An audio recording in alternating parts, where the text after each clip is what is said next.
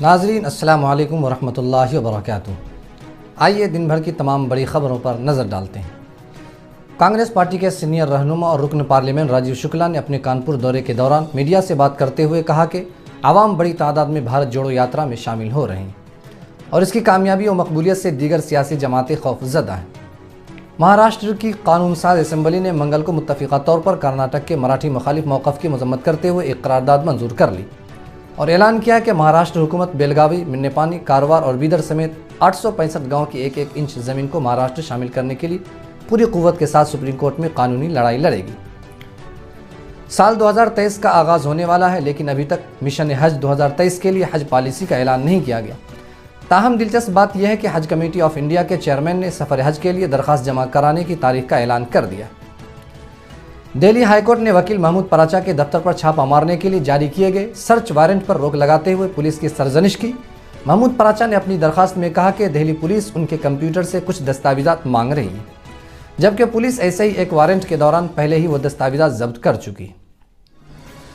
بھارت میں گزشتہ 24 گھنٹوں کے دوران 11 ریاستوں اور 2 مرکز کے زیر انتظام علاقوں میں کورونا کے نئے کیسز سامنے آئے اور وہیں دیگر ریاستوں اور مرکز کے زیر انتظام علاقوں میں ان کی تعداد میں کمی آئی ہے۔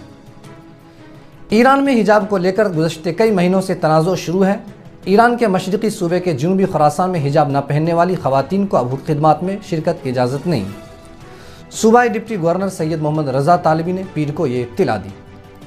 یوکرین نے روس کو مشروط امن مذاکرات کی پیشکش کرتے ہوئے کہا کہ ان کی قوم جنگ کے خاتمے کے لیے 2 ماہ کے اندر امن سربراہی اجلاس چاہتی ہے، لیکن یوکرین مذاکرات سے قبل روس کو عالمی عدالت انصاف میں جنگی جرائم کا سامنا کرتے ہوئے دیکھنا چاہتا ہے۔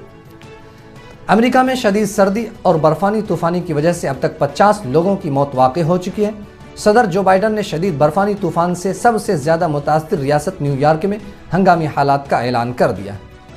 نیو یارک کے گورنر نے اسے تاریخ کا سب سے تباہ کن طوفان قرار دیا ہے۔ نائجیریا کی وزارت دفاع نے ایک بیان میں کہا کہ دارالحکومت نیامے کے بین الاقوامی ہوائی اڈے پر تربیتی پرواز سے واپس آ رہے فوجی ہیلی کاپٹر گر کر تباہ ہو گیا، جس میں 3 فوجی ہلاک ہو گئے۔ ICC ورلڈ ٹیسٹ چیمپئن شپ کے فائنل میں بھارت اور آسٹریلیا کا مقابلہ طے ہے۔ اگر افریقہ اور سری لنکا کوئی بڑا الٹ پھیر کرنے میں کامیاب ہوتی ہے اور بھارتی ٹیم بہت خراب کارکردگی کا مظاہرہ کرتی ہے تو کوئی اور ٹیم اس میں داخل ہو سکتی ہے۔ ناظرین، خبرنامے میں اتنا ہی، پھر ملاقات ہوگی۔ شکریہ۔